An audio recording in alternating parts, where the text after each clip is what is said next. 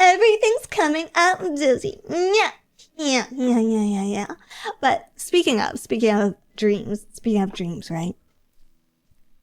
I tweeted about it a little this morning. I had a crazy dream last night, okay? Okay, let me go into detail about this because I think it was very interesting. If you like reality TV, I think it was very interesting.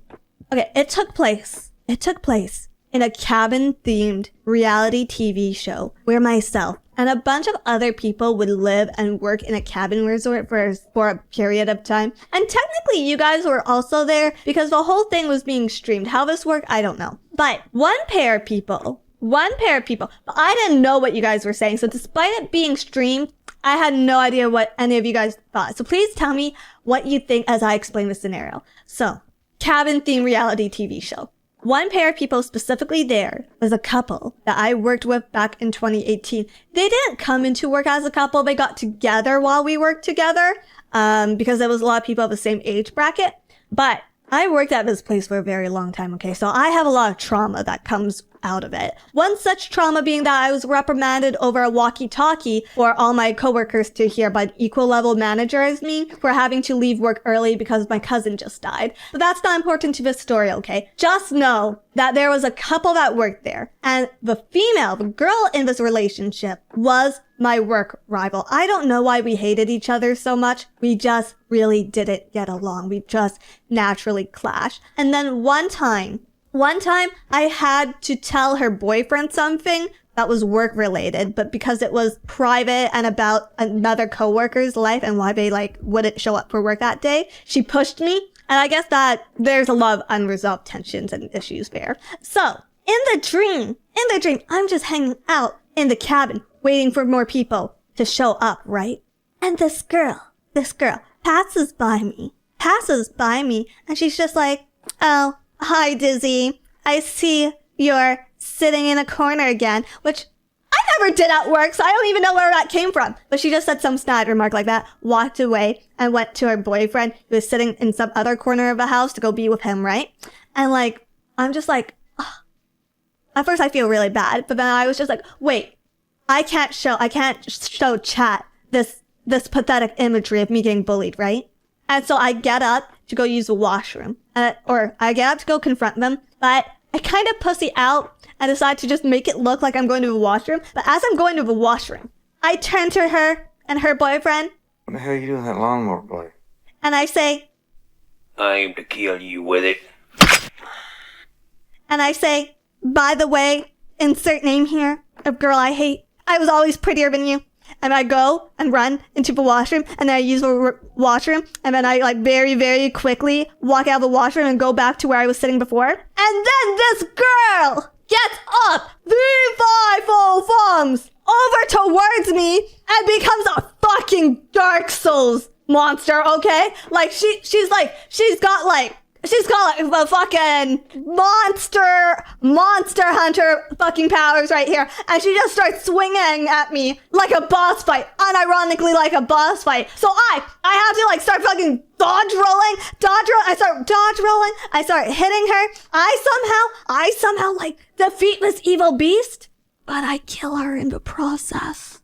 All while her boyfriend watches. And then I'm freaking out because I'm just I'm gonna get arrested. I just killed someone. Oh my God, I just killed someone. And it's all on camera and there's a witness, right?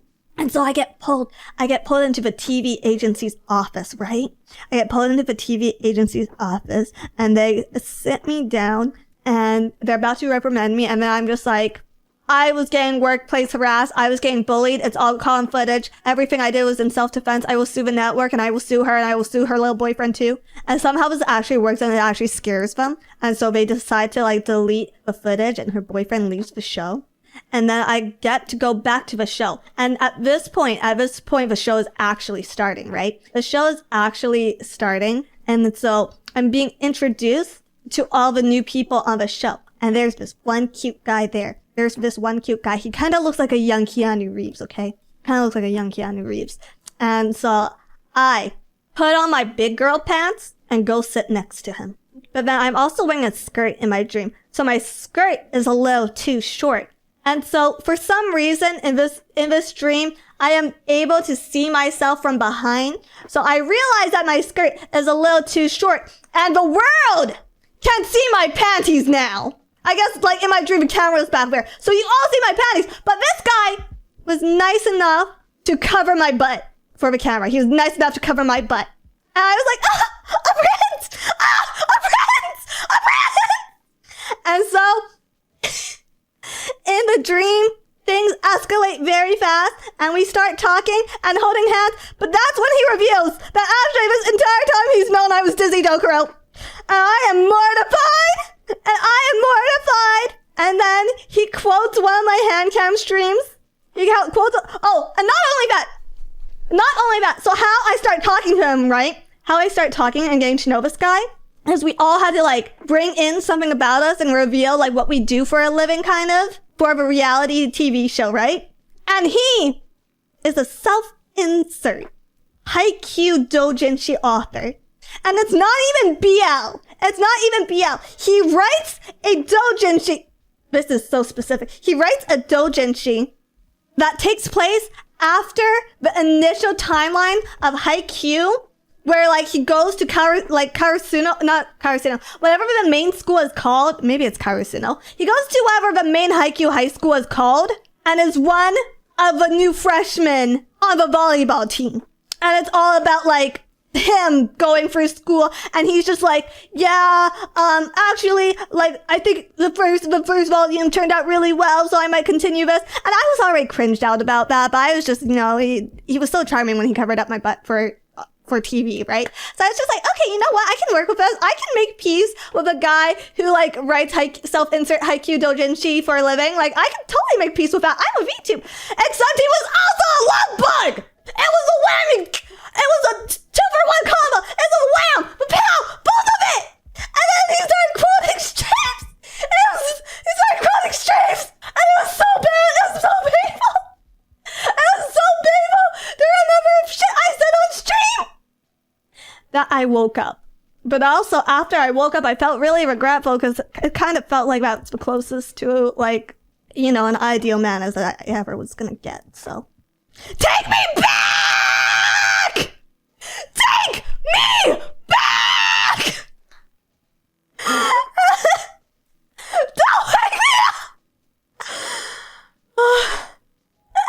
Kyodayo, thank you for a super chat. Getting cucked even in a dream. Nora Eclipse, thank you for 199. This man has our blessing. Agent G, thank you for your super chat. Dizzy, we all know the more popular you get, the more likely that's what will happen. Believe in Nevo, thank you for $2. Was this how Phase Weekly really came about? Pyromaniac, bro, thank you for $5. You could have had it all, but you only saw the negatives. I'm sorry, I regret it! I regret not thinking more positively! It was just very shocking in the moment! It was just so shocking! I woke up, I didn't even say anything! I was just so shocked and embarrassed! Rick Bain, thank you for 5 currency. Why does my work rival have a health bar and name in cool music? The shock woke you up? Well, okay. It's different. Okay, if someone leads with like, hey, like I've watched a lot of your streams and you like seem really cool, like that's not bad. It's the fact that he explained his entire Haikyuu doujinshi to me. He explained his entire Haikyuu doujinshi to me in my dream. And then I was just like, okay, this is the worst thing about him, right? The worst thing about him is this Haikyuu doujinshi. But then he followed up with, like, saying hi, love bugs, and being like, do you remember this when you put your hand out of the camera and did this? I'm just like, no! No, I don't want to remember! I'm trying to have a dream here! I'm trying to have a good-ass time on TV! Okay, but this would be something your brain came up with. But okay, to be fair, the actual plot of his doujinshi was pretty good. And the art was pretty good. But, like, come on, Haikyuu doujinshi in our holy year of 2025? Please. Orange Star Knight, thank you for $2. If you dreamt it, isn't it your Haikyuu doujinshi? Shh. Shh. Desai, thank you for becoming a love bug. Thank you.